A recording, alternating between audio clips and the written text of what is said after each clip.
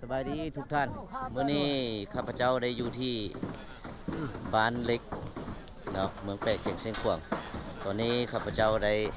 มาร่วมกับขบวนการของเมืองเนาะพร้อมด้วยทาง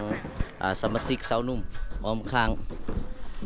บรรดาสำนักงานองค์การปกครองเมืองต่างๆเนาะและพร้อมด้วยสมาชิกสาวนุ่มบันเล็กนี่มาร่วมกันออกแห่งงานซ่อมแปลงขัวจุดซ่อมแปลงขัวก็คือขัวบ้านเล็กเนาะน้ำแม่น้ำทองในตอนนี้ทางบรรดาสาวนุ่มบ้านแล้วก็ทางมาจากห้องการอ้อมข้างเมืองเนาะได้ร่วมกันเนาะจุดใดที่ว่ามันเป้ก็ซ่อมแปลงคืนว่าจะเป็นทางต้นขัวเราต้นขัวนี่มันสั้นเข้าแล้วได้เติมเล็กอีกเลยนะเพราะว่าแห้งพ่วงมันไปจ้องอยู่ที่กลางเครื่องเนาะแล้วก็มีทั้งสมาชิกสาวนุ่มพนักงานจากทางห้องการปกครองเมืองเดทางการนำเมืองของหลายท่านแล้วร่วมกันผมเซยสมาชิกสาวนุ่มเด้อบันเล็กนี่แล้วก็ทางสำนักงานอ้อมข้างเมืองแปะเนาะนี่ร่วมใจกันเนาะต่อเล็กสร้างแปลงไม้ก็ซื้อไม้มาใส่เลยนี่นะไม้นี่นะนี่เนาะพูดโตก็โตพูดดีดไม้ก็ดีดไม้เข้านี่นะบรรดาสาวหนุ่มเมืองนี่ก็คือทั้งสาวหนุ่มหน่วยห้องว่าการปกครองเมืองแปะนี่สาวหนุ่มทางศาสตร์ประชาชนเขตนี่ก็คือทั้งห้องหัวหน้าห้องการโยธาเมืองแปะเด้อเนาะทางไอซุนีใส่สงครามมาแต่เช้าไว้เห็นอยู่เนาะเนาะพี่น้องออกงานเด้อเจ้านี่ทั้งคณะบ้านเล็กเนาะเงยปุ่มปัญญาใจเอานี่ห้องจินห้องใจเจ้านี่อันนี้ก็ทางห้องเลขาคณะบริหารงานสาวนุ่มเมืองแปะนี่กำลังผสมน้ำมันเสือเล็กตะปูเพราะว่าไม้เขามาใส่เป็นไม้เนื้อแข็งมันโตพวกเขาเนาะมีสาวนุ่มบ้านเลยนี่นะบ้านเลยก็เจ้านะบ้านเลยเจ้านะบ้านเล็กพ่อสาวนุ่มอันนี้นะอันนี้สาวนุ่มทั้งหน่วยการยุติธรรมเมืองแปะใส่นี่สาวนุ่มหน่วยปกสเมืองเด้อดีเด้อ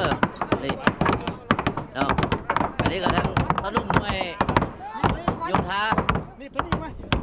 เนาะพี่น้องบ้านเล็กนี่นะ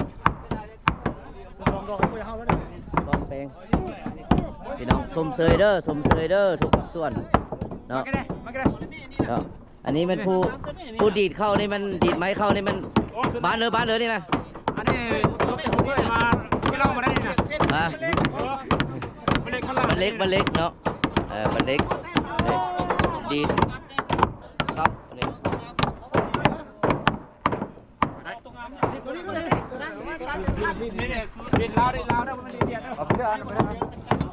นี่ท่านบุตรดีนี่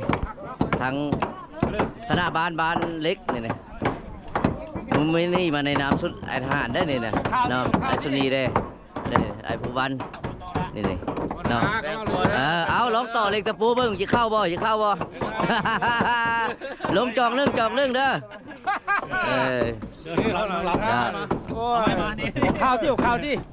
โอ้ข้าวอะไรอันนี้ทั้งสนุ่มหน่วยกดกาเด้อดิเด้อเอาละสีนำพาจอดเล็กอยู่นี่ก็มีทั้งเลขาคณะบริหารงานสนุ่มเมืองแปะท่านบุญจันทร์พาดวงศรีเนาะถือว่าคุมจุดแต่ละจอดเล็กเนี่ยอันนี้น้องนักศึกษามาให้กำลังใจภาษาบ้านเล็กว่าภาษาบ้านบีบ้านนี่นะไม้เขาก็ถือว่ายังเหลือได้นี่นะนี่แหละตัดไม้รับราคาเนาะ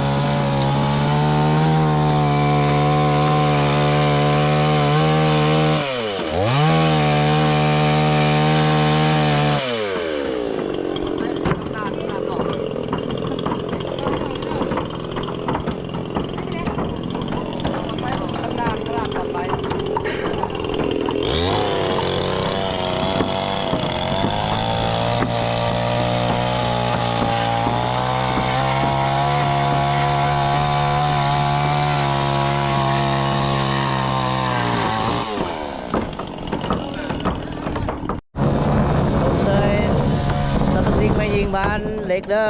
เนาะมาให้กำลังใจไอ้น้องออกแห่งงานเนาะยินเล่าข่าวไว้เนาะ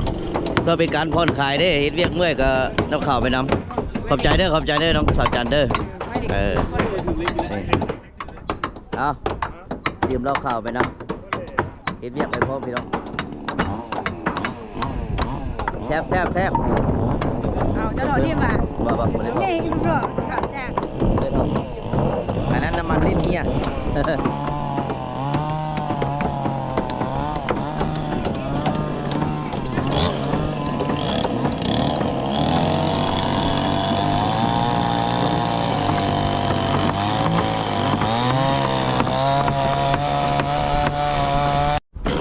สมเสยเด้อเอานู่นเนาะจากทางซ้ายคุ้มคลังนัดสร้างเห็นเสียขวางเพิ่นก็มาช่วยในมื้อนี้นะเต็มที่ได้เนี่ยเต็มชุดเนาะ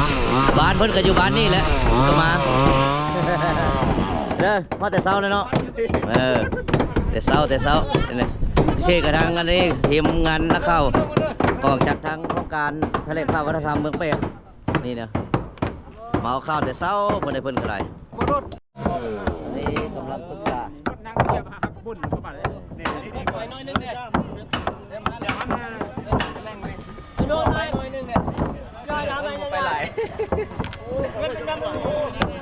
เรื่องมันขาดแล้วพอได้นะจีนได้นะจีนได้ไม่เอาขอท้าเลยขอท้ามันสะดวกนี่จะได้ตัดส้นไม้นี่อีกต้นไม้เหลือ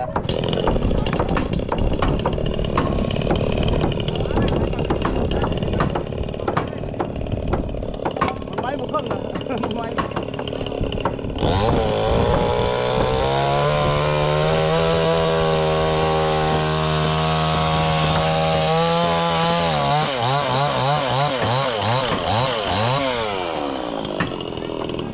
พอหน่อยเดียว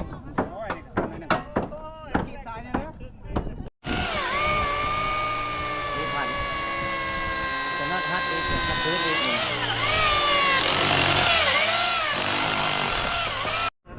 คือดังไอลาเด้อลาบันนี่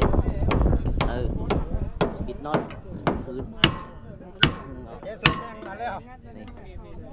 เจ๊ง่าย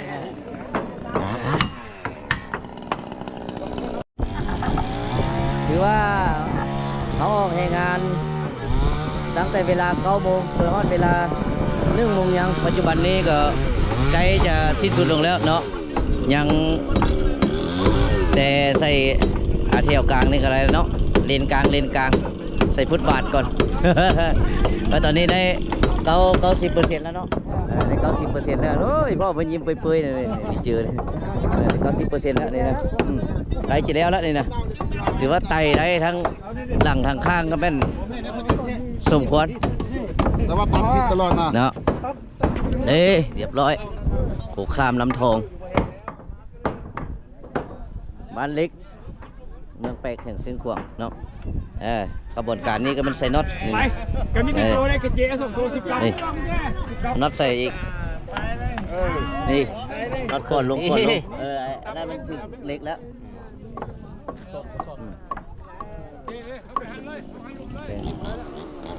แล้วเนาะไอ้บ้างเนาะเฮ้ยโอ้คักพี่น้องเอ้ยบัดนี้คักว่าถูกไหมสมัยหน้าซ้ำจีแล่นรถบัดนี้นะมือเบื้องเดียวก็ขับรถได้ละเพราะว่าแต่ก่อนไม่กึมสองข้างแล้วมันจะร้อนว่าตอนนี้ไกลแล้วใกล้จะแล้วละมาดึงเนาะใช่ดีแต่ว่ารถติดก็ได้อดทนนำกันเนาะพี่น้องเนาะเพื่อขวดที่มันแล้วจึงค่อยเที่ยวไปเที่ยวมาช่วยกันอดใจแล้วนึงผู้เดินทางก็ได้พี่น้องเนาะชมเชยหลายๆภาคส่วนที่มาร่วมกันว่าได้รักจึงมั่นพี่น้องหลายสั้นจึงค่อยดีนี่แหละพี่น้องเนาะเด้ใจเย็นๆได้ขวางามเอาใส่น็อตพัด